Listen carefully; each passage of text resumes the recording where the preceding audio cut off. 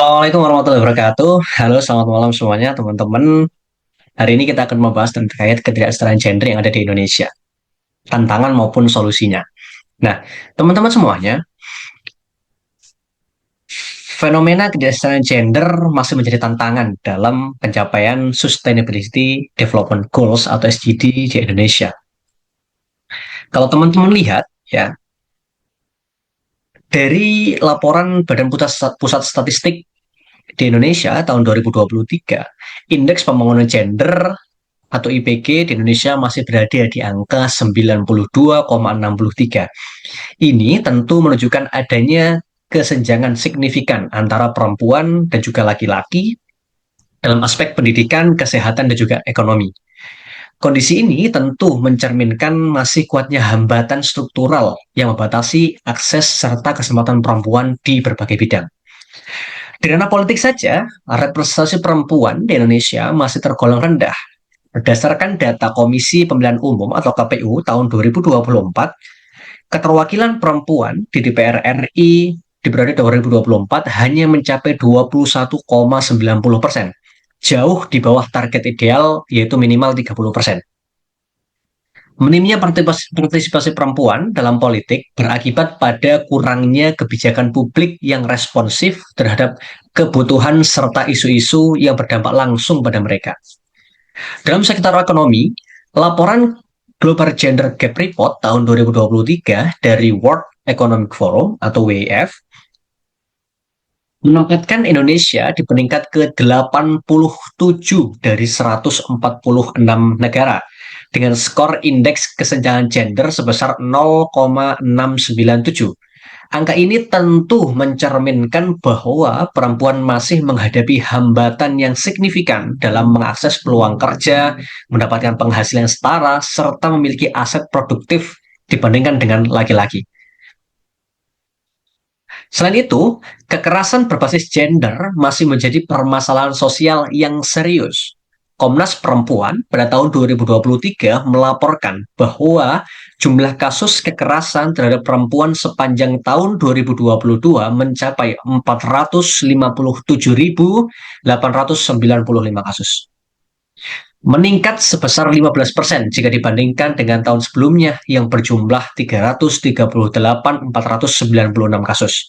Angka ini menunjukkan tingginya kerentanan perempuan terhadap kekerasan yang pada akhirnya membatasi partisipasi aktif mereka di berbagai sektor kehidupan. Fenomena-fenomena tersebut perlu segera kita atasi guna mewujudkan keadilan gender di Indonesia selaras dengan nilai-nilai Pancasila, yaitu kemanusiaan yang adil dan beradab. Teman-teman semuanya, dari latar belakang itu, kita dapat mengambil 4 rumusan masalah utama. Yang pertama, apa saja sih faktor utama yang menyebabkan ketidaksetaraan gender di Indonesia dalam aspek pendidikan, kesehatan, ekonomi, politik, dan sosial budaya? Kemudian yang kedua, mengapa keterwakilan perempuan masih sangat rendah meskipun sudah ada pembatasan kuota? Kemudian yang ketiga, bagaimana dampak kesenjangan ekonomi terhadap pemberdayaan perempuan? Dan yang keempat, apa sih penyebab tingginya angka kekerasan dan apa dampaknya terhadap partisipasi perempuan? Nah, dari hasil analisis dan juga baca-baca referensi di internet, di berita, maupun di berbagai referensi lainnya, saya menemukan bahwa rendahnya IPG itu berasal dari budaya patriarki. Ya, budaya patriarki dan stereotip peran gender yang masih mengakar kuat yang turut membatasi akses dan partisipasi perempuan di berbagai sektor kehidupan. Sedangkan di ranah politik, rendahnya angka partisipasi perempuan dikarenakan masih dominannya kepemimpinan laki-laki dalam partai politik, serta minimnya penempatan perempuan di daerah-daerah pemilihan yang strategis. Di Jawa saja, kalau kita lihat di pemilu kemarin, berapa banyak perempuan yang ikut hadir menjadi calon dari uh, gubernur maupun wali kota dan lain sebagainya. Sangat sedikit sekali, bukan? Nah, sedangkan di sektor ekonomi, Global Gender Gap Report menyampaikan bahwa Indonesia berada di peringkat ke-87 dari 140 negara, 146 negara. Kenapa? Karena hal ini didukung tadi, dua hal tadi, dari masih ada budaya patriarki dan stereotip transgender, dan kemudian yang kedua, masih banyaknya kepemimpinan partai politik yang dipimpin langsung oleh para laki-laki. Dalam aspek perlindungan sosial, Komnas Perempuan mencatat terdapat 4.374 kasus kekerasan terhadap perempuan yang dilaporkan sepanjang tahun 2023. Angka ini relatif stabil, tetapi yang menarik adalah kekerasan yang berbasis daring atau online ini terus meningkat dan menunjukkan dinamika baru dalam kekerasan berbasis gender. Menanggapi kondisi itu, pemerintah memang sudah merancang ya UU TPKS tahun 2022, termasuk juga memasukkan ketidaksetaraan gender dalam perencanaan atau RPJMN tahun 2020 sampai dengan tahun 2024. Namun, untuk mencapai kesetaraan gender yang sejati, diperlukan pendekatan-pendekatan yang lebih menyeluruh dan integratif serta holistik yang mencakup reformasi kebijakan publik, transformasi norma sosial budaya, pemberdayaan ekonomi perempuan, serta sistem representasi politik yang lebih inklusif. Oleh karena itu, saya mengusulkan beberapa solusi untuk mengatasi ketidaksetaraan gender di Indonesia. Yang pertama tentu reformasi sosial budaya, meningkatkan kampanye nasional tentang kesetaraan gender berbasis komunitas dan media untuk mengikis budaya patriarki dan stereotip peran gender. Yang kedua, melakukan edukasi kesetaraan gender sejak dini. Kemudian melibatkan juga tokoh agama, masyarakat dalam menyuarakan narasi inklusif dan adil terhadap perempuan. Kemudian untuk menguatkan representasi politik perempuan, yang pertama, penetapan kuota wajib 30% secara ketat. Jadi kalau 30% belum dicapai, maka pemilu tidak dapat dilaksanakan. Kemudian yang kedua, pelatihan kepemimpinan dan advokasi untuk calon legislatif perempuan. Hal ini untuk mendukung para perempuan mampu bersaing dengan para laki-laki di dunia politik.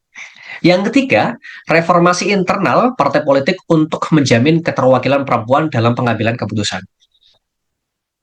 Kemudian, untuk memberdayakan ekonomi perempuan, maka yang pertama perlu adanya program pelatihan keterampilan kewirausahaan untuk perempuan, terutama di sektor informal, pedesaan, dan juga UMKM. Yang kedua, akses inklusif terhadap modal, pelatihan, keuangan, dan aset produktif, khususnya melalui bank wakaf mikro dan kredit usaha rakyat dengan skema yang afirmatif. Yang ketiga, perlindungan perempuan pekerja, termasuk perlindungan dari diskriminasi maupun pelecehan di tempat kerja. Kemudian, untuk melindungi dari kekerasan berbasis gender, maka perlu ditingkatkan implementasi menyeluruh UU TPKS, termasuk peningkatan kapasitas aparat hukum dan juga layanan korban.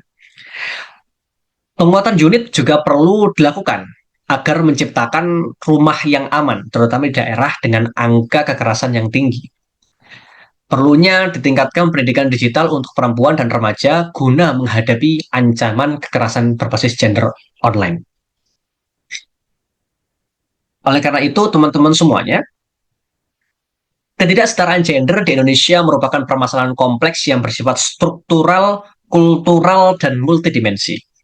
Meskipun terdapat kemajuan dalam kebijakan dan komitmen pemerintah seperti pengesahan UU TPKS, pengarus utamaan gender dalam RPJMN, kesenjangan masih nyata dalam representasi politik, partisipasi ekonomi, akses pendidikan, serta perlindungan terhadap kekerasan berbasis gender. Budaya patriarki dan stereotip peran tradisional menjadi akar utama yang terus memproduksi ketimpangan ini. Untuk mengatasi persoalan tersebut secara menyeluruh, dibutuhkan pendekatan integratif yang melibatkan reformasi kebijakan publik, transformasi sosial budaya, pemberdayaan ekonomi perempuan, serta peningkatan partisipasi politik yang setara, komitmen lintas sektor, dan sinergi antara negara, masyarakat sipil, dan dunia pendidikan, serta sektor swasta sangat diperlukan agar nilai-nilai keadilan dan kesetaraan gender dapat benar-benar terwujud. dalam kehidupan berbangsa dan juga bernegara. Tanpa upaya yang serius dan berkelanjutan, maka kesetaraan gender akan tetap menjadi tujuan yang jauh dari kenyataan. Dalam perjalanan hidup dan pemahaman saya tentang kesetaraan gender, saya menyadari bahwa masih terdapat bias-bias yang kadang muncul dari cara saya memandang peran antara laki-laki dan juga perempuan.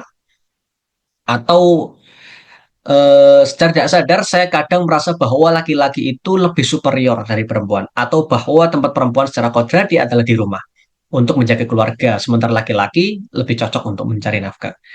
Saya juga pernah berpikir bahwa beberapa pekerjaan lebih cocok dikerjakan oleh laki-laki dan sebagian lainnya oleh perempuan. Padahal, jika dipikirkan lebih dalam, masing-masing individu, baik laki-laki maupun perempuan, memiliki hak yang sama untuk memilih peran dan pekerjaan sesuai dengan kemampuan dan pilihannya, bukan semata berdasarkan stereotip atau konstruksi sosial. Namun, saya bersyukur karena seiring waktu saya mulai menyadari pentingnya membangun sudut pandang yang lebih setara. Saya telah berusaha menjadi pendengar yang baik bagi siapapun tanpa membedakan gender, dan saya percaya bahwa setiap orang berhak untuk didengar dan dihargai pendapatnya. Saya juga tidak pernah melakukan kekerasan fisik maupun verbal kepada siapapun, baik laki-laki maupun perempuan, karena saya percaya bahwa penghargaan terhadap sesama adalah prinsip dasar kemanusiaan. Selain itu, saya selalu berupaya mendukung perempuan untuk berkembang dalam menggapai mimpinya, karena saya percaya bahwa potensi dan cita-cita tidak ditentukan oleh jenis kelamin, melainkan oleh tekad kerja keras dan kesempatan yang setara. Refleksi ini membantu saya untuk terus belajar dan memperbaiki diri agar mampu membangun lingkungan yang lebih inklusif, adil, serta mengikis perlahan bias-bias lama yang mungkin masih tertanam dalam cara berpikir saya. Saya percaya bahwa kesetaraan gender bukan sekedar wacana, melainkan komitmen nyata yang perlu diwujudkan dalam tindakan sehari-hari. Dari saya cukup, terima kasih. Assalamualaikum warahmatullahi wabarakatuh.